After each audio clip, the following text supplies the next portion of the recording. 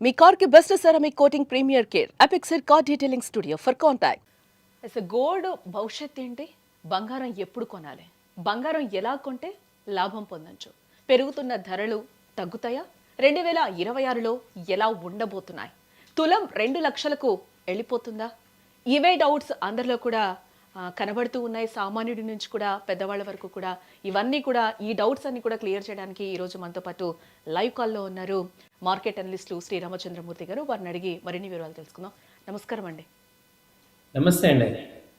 Sir, మనం చూస్తున్నాం gold rate 2016లో 30-40 వేలు ఉన్నప్పుడే ఇంత పెరిగిందా అని అనుకున్నాం. అప్పుడు కొనని వాళ్ళు కూడా కొనుక్కోలేదు అనుకోవచ్చు. అంటే అప్పుడున్న రేటుకి ఇంత పెరిగిందా, తర్వాత తగ్గుతుందేమో అని చూసాం. తర్వాత కోవిడ్లో కూడా మనం చూసాం 2021-22లో కూడా 50-60 వేలు పలికింది. అప్పుడు కూడా అదే సంశయంలో సామాన్యులు అందరూ కూడా ఉన్నారు. ఇప్పుడుకి వచ్చేసి 2025కి వచ్చే వరకు కూడా 1,30,000 వరకు వచ్చిన పరిస్థితి కనిపిస్తుంది. ఎందుకు మెయిన్గా ఒక్కసారిగా 1,30,000కి ఎందుకు గోల్డ్ రేట్ అంత హైక్ ఎందుకు వెళ్ళిపోయింది? ఇక్కడ ప్రధానంగా మనకి రీజన్ ఏం కనిపిస్తుంది మార్కెట్లో? ఈ గోల్డ్‌కి మేజర్‌గా రీజన్ అంతకు ముందుకి ఇప్పటికి ఏంటంటే ఎకనామిక్ ఫ్యాక్టర్స్ చాలా విపరీతమైనగా మారాయండి. అంతకుముందు 2020 వరకు కూడా ఇండియా గాని లేకపోతే వరల్డ్ మొత్తం ఒక రకంగా ఉంటాయి. ఇప్పుడు 2021 నుంచి విపరీతంగా ఎకనామిక్ ఫ్యాక్టర్స్ మారిపోయాయి. చాలా చోట్ల విపరీతమైన యుద్ధాలు జరిగాయి. అలాగే ఇంకా జరుగుతున్నాయి. రష్యా, ఉక్రెయిన్ వార్ అని. వీటన్నిటి వల్ల అన్‌సర్టెనిటీ బాగా ప్రివైల్ అయిపోయింది. అంటే అప్పటి వరకు 2020 వరకు ఇండియన్ గానీ, ఇంటర్నేషనల్ గానీ ఒక పీస్‌ఫుల్ అట్మాస్ఫియర్ అయితే ఉంది.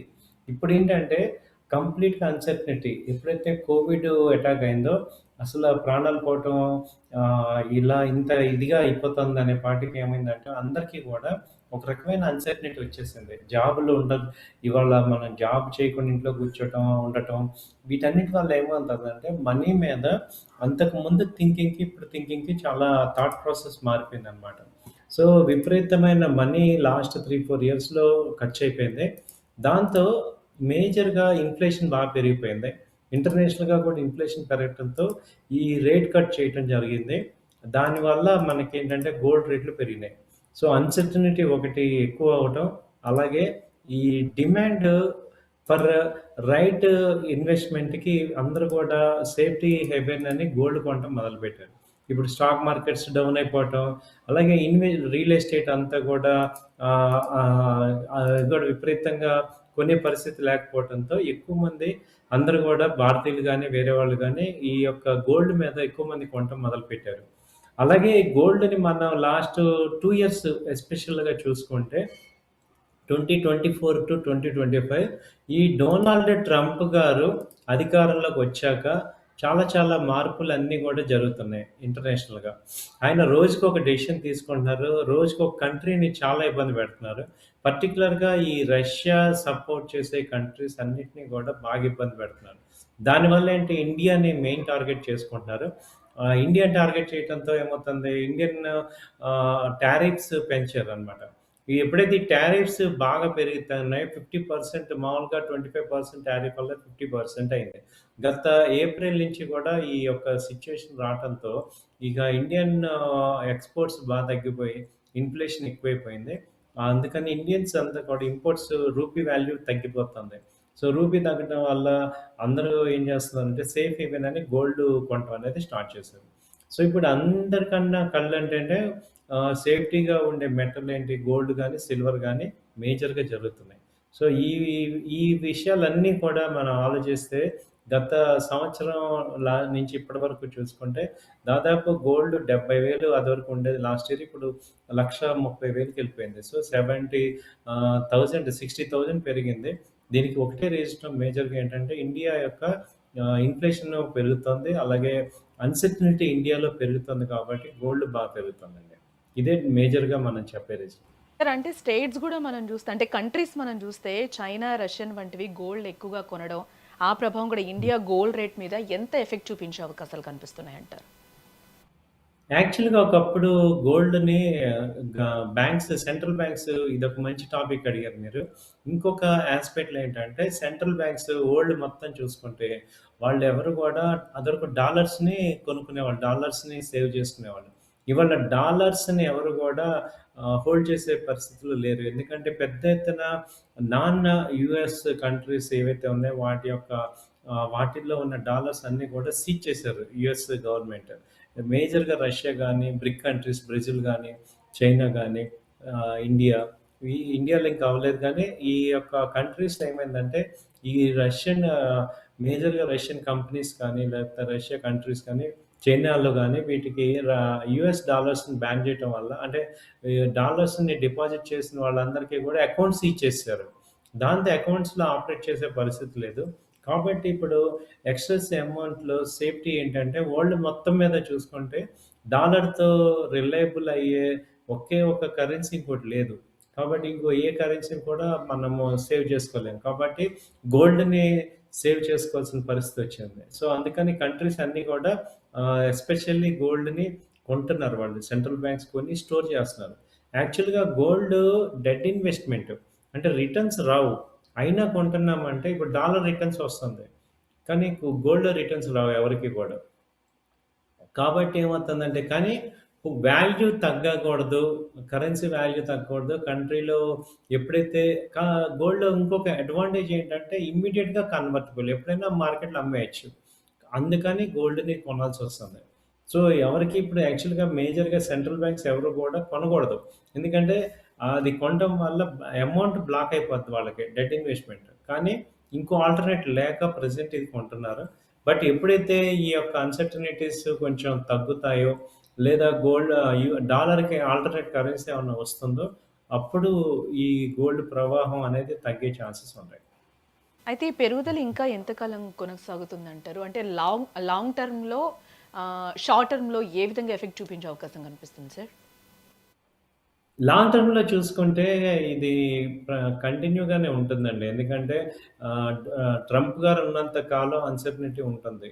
నెక్స్ట్ ఇంకో 3 ఇయర్స్ కంప్లీట్‌గా వరల్డ్ మొత్తం మీద అన్‌సర్టనిటీ ఉంటుంది కాబట్టి, ఇంకా అది కంటిన్యూ అయ్యే ఛాన్సెసే ఉన్నాయి. ప్రెజెంట్ షార్ట్ టర్మ్‌లో ఏంటంటే ఎవ్రీ హైకి ఒక 5%, 10% కరెక్షన్ ఎక్స్‌పెక్ట్ చేయొచ్చు.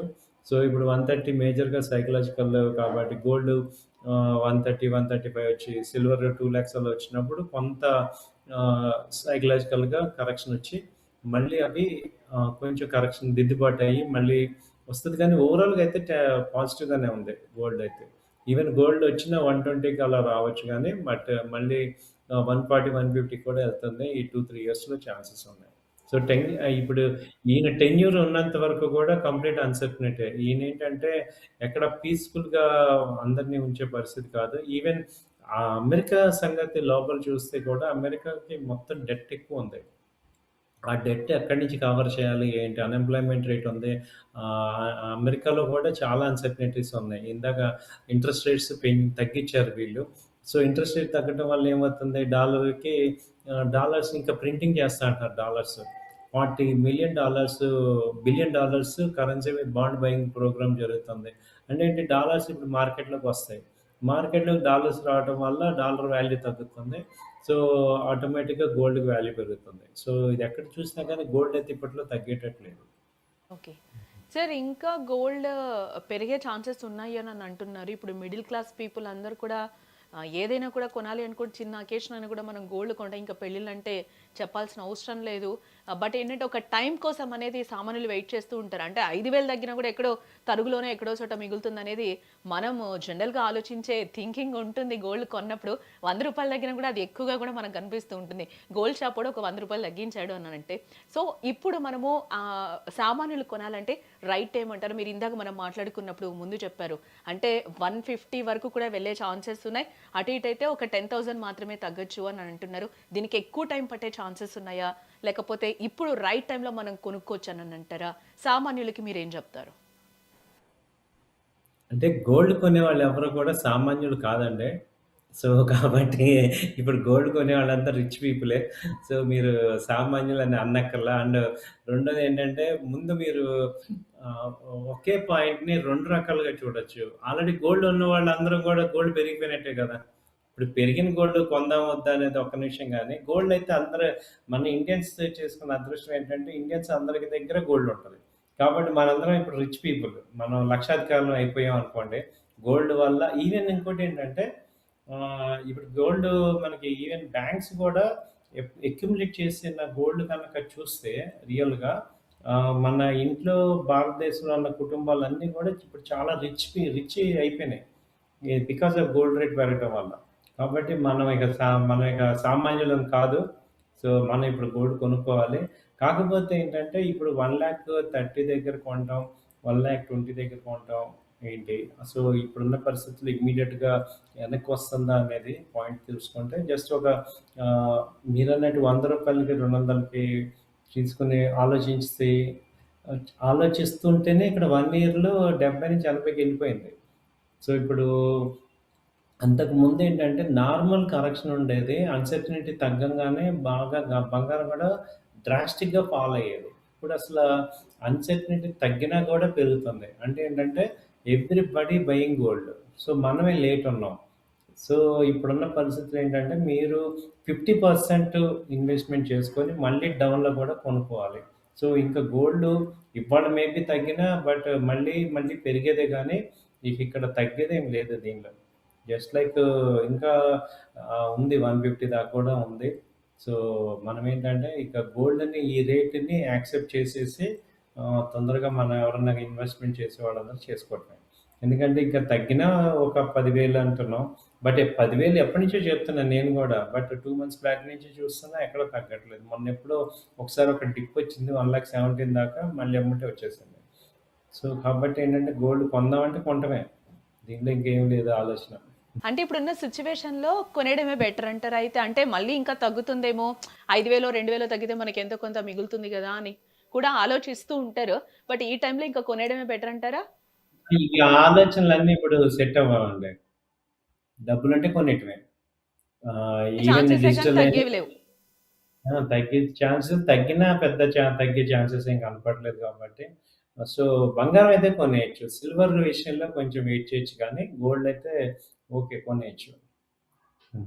ఇంకొక క్వెషన్ ఏంటంటే, మనలో చాలా మంది గూడా డిజిటల్ గోల్డ్ లేదా గోల్డ్ బాండ్స్ గురించి ఆలోచిస్తూ ఉంటారు. దేని మీద పెడితే బెటర్ అని అంటారు మీరు? డిజిటల్ గానీ, లేకపోతే గోల్డ్ బిస్కెట్స్ గానీ, గోల్డ్ కాయిన్స్ గానీ ఏంటంటే ఈజీగా ట్రాన్స్‌ఫరబుల్ చేసుకోవచ్చు. కరెన్సీలో మార్చుకోవచ్చు. సో, షార్ట్ టర్మ్ ట్రేడ్ చేస్తానన్న వాళ్ళందరికీ డిజిటల్ బెటరు. మన ఇంట్లో లేడీస్‌కి గోల్డ్ ఇస్తే మళ్ళీ వెనక్కి రాదు మనకి. సో, ఒకసారి గోల్డ్ కొన్నాము అంటే మనం ఇండియన్ సెంటిమెంట్ ప్రకారం అస్సలు మళ్ళీ వెనక్కి రాదు. సో, ట్రేడ్ చేస్తాను, షార్ట్ టర్మ్‌లో ఇన్వెస్ట్‌మెంట్ చేస్తాను అన్న వాళ్ళందరూ కూడా డిజిటల్‌లో గానీ లేకపోతే గోల్డ్ కాయిన్ లేదా గోల్డ్ బిస్కెట్స్ కొనుక్కోండి. ఆర్నమెంట్స్ చేస్తాను అనేవాళ్ళకి ఇక అది డెడ్ ఇన్వెస్ట్‌మెంట్. ఎందుకంటే అది ఎటు రాదు వెనక్కి. కాబట్టి మీరు ఇది బాగా ఆలోచించుకోవాలి. ఎందుకంటే మన ఇండియన్ సెంటిమెంట్ ఏంటంటే ఇది నిజమే. ఇండియన్ సెంటిమెంట్ ఏంటంటే ఒకసారి గోల్డ్ కొన్నామంటే అది అమ్మటం అరిష్టం అనుకుంటాం. కనీసం తాకట్టు పెట్టడమే గానీ అసలు అది అమ్మటం అనేది ఒక అరిష్టం అనుకుంటాం. కాబట్టి మనకి ఇండియన్స్‌లో ఆ సైకాలజీ ఉంది. కాబట్టి గోల్డ్ మీరు ట్రేడ్ చేస్తానంటే మాత్రం అంటే షార్ట్ టర్మ్‌లో ఇవాళ డబ్బులున్నాయి. ఇన్వెస్ట్ చేస్తాను కొంతకాలం అంటే డిజిటల్ ఆర్ గోల్డ్ బిస్కెట్ లేదా కాయిన్ ఇది సరే కొనుక్కోండి. ఇంకొకటి అంటే మనం నిన్న కూడా సిల్వర్ గురించి మాట్లాడాం సార్. ఒకటేసారి చాలా హైకెళ్ళింది అనేది కూడా. అప్ అండ్ డౌన్ అవుతున్నా కూడా ఇప్పుడు 2,00,000కెళ్ళి ఆల్రెడీ ఫిక్స్ అయిపోయింది. ఈ రోజు నాకు తెలిసి 2,09,000 అప్రాక్సిమేట్ ఆ రేట్ ఉంది సిల్వర్. యాక్చువల్‌గా సిల్వర్ గురించి ఎంత గోల్డ్ గురించి మాట్లాడుకున్నా, సిల్వర్ గురించి అయితే మాట్లాడక ఇక్కడైతే తప్పడం లేదని అనుకోవాలి. ప్రతిరోజు ఎపిసోడ్‌లో మనం చేస్తూ ఉన్నాం కాబట్టి. ఈ 4 డేస్‌లో సార్ 13,200 వరకు అంటే 13,200 కూడా పెరిగింది. ఇది ఎక్కువేనా అనుకోవచ్చంటారా సిల్వర్ పరిస్థితి చూస్తే? సిల్వర్‌కైతే ఇది ఎక్కువండి. 2,00,000 మేజర్‌గా సైకలాజికల్‌గా సిల్వర్ ఒక రేంజ్‌కొచ్చింది. సో, ఇప్పుడు కొంత కరెక్షన్ అయితే సిల్వర్‌లో ఛాన్స్ ఉంది. సో, ఇప్పుడు కొనాల్సిన అవసరం లేదు. వెయిట్ చేయండి. 1,70,000 85 అనేది అక్కడ కొంచెం బేస్ మార్క్ అనమాట. అక్కడి దాకా వచ్చినప్పుడు మళ్ళీ బయింగ్ స్టార్ట్ చేయాలి. సిల్వర్‌లో కూడా లాస్ట్ టైమ్ మాట్లాడుకున్న ఇన్వెస్ట్‌మెంట్ కాయిన్స్‌లో గానీ, డిజిటల్‌లో గానీ చేసుకోండి. సిల్వరు ఇంట్లో పెట్టుకుంటే యూజ్ లేదు. అలాగే మనం సిల్వర్ ఐటెమ్ కొని మళ్ళీ ఎక్స్చేంజ్ చేద్దామంటే వాళ్ళు తరుగు తీసేస్తారు. 20, 30% లాస్ అవుతాయి. కాబట్టి ఓన్లీ కాయిన్స్ ఫిజికల్‌గా హోల్డ్ చేస్తుంటే కాయిన్స్ పెట్టుకోండి. ట్రేడింగ్ షార్ట్ టర్మ్ పెరిగినప్పుడు అమ్ముదాం అనుకున్న వాళ్ళందరికీ అలాగే సిల్వర్ బీస్ ఉంటాయి అయి కొనుక్కోండి. లేదు సిల్వర్ కాయిన్స్ బిస్కెట్. ఇంతేగాని మళ్ళీ సిల్వర్‌లో ఇప్పుడైతే వెయిట్ చేయొచ్చు సిల్వర్ అయితే. కొంత వెయిట్ చేసి ఒక 1 మంత్‌లో మళ్ళీ ఒక 20, 30,000 ఛాన్స్ ఉన్నది తగ్గడానికి. అక్కడ మళ్ళీ ఎంటర్ అవ్వచ్చు. అంటే ఇప్పుడు యాక్చువల్‌గా మనము ఈ 4 డేస్ గురించి మాట్లాడుకుంటే సార్, ఈ 1 వీక్‌లో అనేది మనం 13,000 అనేది చాలా హైక్‌లో చూస్తున్నాం కాబట్టి, బట్ వెయిట్ చెయ్యొచ్చా ఖచ్చితంగా? లేకపోతే ఏంటంటే 1 మంత్ తర్వాత ఇంకా అంటే హైక్ సిల్వర్ పాయింట్ అవునండి. ఇప్పుడు మీరు 2 రకాలు నేను మాట్లాడేది. ఒకటి ఆర్నమెంట్స్ కొనుక్కుంటాను. అంటే సిల్వర్‌లో జనరల్‌గా ఆర్నమెంట్స్ కొనుక్కోం గదా! గోల్డ్‌లోనే కొంటాం మనం. అకేషన్స్ ఉంటాయి కాబట్టి గోల్డ్‌లో కొంటాం. సిల్వర్‌ని మెయిన్ ఇప్పుడేంటంటే ఓన్లీ షార్ట్ టర్మ్ ఇన్వెస్ట్‌మెంట్ పాయింట్‌లోనే చూడాలి. సో, అలాంటప్పుడు షార్ట్ టర్మ్ ఇన్వెస్ట్‌మెంట్ పాయింట్ అంటే ఇప్పుడు హై రేట్‌లో కొని పైకెళ్తే 10,000, 20,000 వస్తది. కానీ కింద పడితే ఒక 20, 30,000 మినిమమ్ ఉంది కాబట్టి ఒక డౌన్ సైడ్‌కి వెళ్ళామనుకోండి కొంచెం వెయిట్ చేయటం వల్ల బెటర్ అని నా ఉద్దేశం.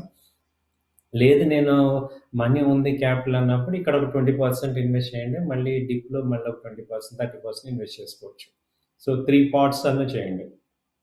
అంటే ఇప్పుడు నేను ఒక 1,00,000 ఇన్వెస్ట్ చేస్తానంటే ఒక 30,000 ఇక్కడ కొనండి. మళ్ళీ ఒక 30,000 కింద డిప్‌లో కొనండి. అది రూపీ కాస్టింగ్ అంటాం. దాన్ని చేయటం వల్ల బెనిఫిట్ వస్తుంది. Okay. Right. Thank you so much sir. Me valuable టైమ్‌ని మాతో కేటాయించినందుకు. యెస్. థాంక్ యూ అండి. మొత్తంగా అయితే మనం చూడొచ్చు.